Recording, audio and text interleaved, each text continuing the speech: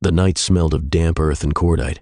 Snow clung to the branches of skeletal trees, and the forest whispered with an uneasy stillness, broken only by the crunch of boots and the occasional murmur of orders passed down the line. Private Raymond Roth adjusted the strap of his M1 Garand, the weight of it pressing against his shoulder as he moved forward with his squad. His breath curled in the frigid air, white puffs that disappeared into the blackness. His uniform was a patchwork of mud and sweat, his olive-drab field jacket stiff with grime, the once waterproof fabric soaked through from melted snow. The wool knit cap beneath his steel helmet had darkened with moisture, clinging to his head like a second skin. The helmet itself bore the marks of months of wear, dented along the rim, scratched where branches had clawed at it, streaked with filth from foxholes hastily dug in frozen soil. Strapped to his back, the M1's barrel caught what little moonlight filtered through the trees, its dull gleam a reminder that it was more than just weight. It was survival. A cigarette hung from the corner of his mouth, barely lit, more for the comfort of routine than for any real pleasure. His fingers, cracked from the cold, flexed around the rifle stock, and he tried to steady the tremor in them. His boots, caked with slush, left deep imprints behind him, marking a path through the snow-dusted undergrowth. The others were just as worn, faces hollowed by exhaustion, eyes darting at the shifting shadows between the trees. The squad pressed on, navigating through the dense thickets near Dahlem. The war had become a series of these endless marches, pushing deeper into Germany with each brutal step. The 69th Infantry Division had been advancing fast, cracking through the last defenses of the Siegfried Line. Roth had heard the officers talk. Dahlem was another domino, another name on the map that needed to fall before the war could end. But for him, there was no grand strategy. Just keep moving, keep breathing, keep the rifle ready. A voice, hushed but urgent, cut through the stillness. Down. Roth dropped to a knee as the squad dispersed, finding what little cover they could behind frostbitten trees and uneven terrain. His heart hammered against his ribs. Somewhere ahead, something moved, a faint rustle, followed by a metallic click that sent a cold jolt down his spine. Then the night erupted. A burst of machine gun fire lit up the darkness, tracer rounds slicing through the air like red-hot needles. Roth flattened himself against the ground, face pressed into the wet earth as bullets chewed through bark and snow. Someone screamed, a short, sharp cry that cut off too soon. The sergeant was barking orders, but Roth's ears rang too loud to make sense of them. His breath came in short, panicked gasps. A figure crumpled a few feet away, blood spreading across the snow like ink spilling across paper.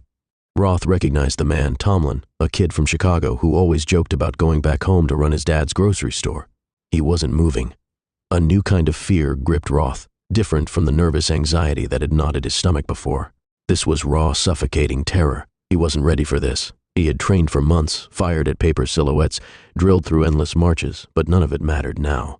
Something shifted in him. His fingers clenched around the rifle's grip, and he swung it up, aiming into the darkness ahead. His pulse pounded in his ears as he squeezed the trigger. The rifle bucked against his shoulder, the crack of gunfire momentarily deafening. He fired again, and again. He wasn't even sure if he hit anything, but it didn't matter. He had crossed a threshold. The firefight raged on for what felt like an eternity. Screams, gunfire, the distant thump of artillery. Then, suddenly, silence. Not the eerie calm from before, but an absence of noise that felt unnatural. His squad was regrouping, voices calling out in the darkness, but Roth's mind was still caught in the fight. His hands trembled, the rifle suddenly feeling heavier than before. He turned in a slow circle, the forest around him unfamiliar. His squad was gone. Panic flared in his chest as he realized he had been separated in the chaos. He swallowed hard, gripping his rifle tighter as he took a cautious step forward. The wind carried the distant echoes of battle, but here, alone in the trees, the war felt like a living thing lurking just beyond sight. Then he saw him. A German soldier lay slumped against a tree, clutching his side, his breath coming in ragged gasps.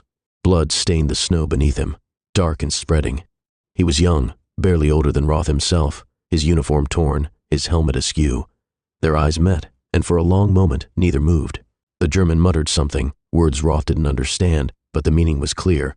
He was pleading. Roth's rifle hovered between them. His heartbeat thundered in his ears. The war had given him orders. His instincts had given him fear. Now, alone in the freezing darkness, he had to choose what came next. The snow crunched beneath Roth's boots as he took a cautious step forward, rifle still raised. The German soldier winced, his breath hitching in his throat, but he didn't move. He was crumpled against the base of a tree, his uniform dark with blood where a bullet had torn through his side. His helmet had been knocked loose, revealing a face that was too young for war, gaunt cheeks, a sharp jawline, wide, glassy eyes that flickered between fear and resignation. Roth's own breath came fast, curling in the freezing air. His pulse pounded in his skull, drowning out the distant echoes of battle. This was it. He had trained for this, been told what to do in this situation. The enemy didn't get second chances, and yet his finger refused to squeeze the trigger. The German muttered something, his voice barely above a whisper. Roth didn't speak the language, but he understood desperation when he heard it. A plea for mercy. Roth's stomach twisted.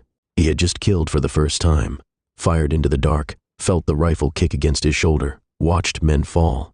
That was war. That was survival.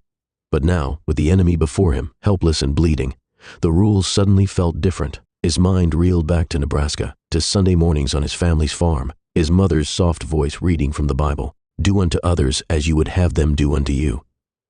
He saw his father, a man hardened by years of work, patching up a wounded coyote they had found caught in a trap. "Doesn't matter if it's friend or foe," his father had said. "Hurt is hurt." Roth exhaled through his nose, lowering his rifle. Slowly, cautiously, he slung it over his shoulder and crouched beside the German. The man flinched but didn't resist as Roth pulled a bandage from his kit. His hand shook as he pressed it to the wound, feeling the warmth of blood seep through the cloth. "Don't make me regret this," Roth muttered. The German's breath came sharp and shallow, but he nodded. The snow had stopped falling, leaving the forest in a deathly stillness. Roth worked quickly, securing the makeshift dressing as best he could. The German's uniform was soaked through, his fingers twitching with the early signs of shock. The kid wasn't going to last long out here. Roth needed to move.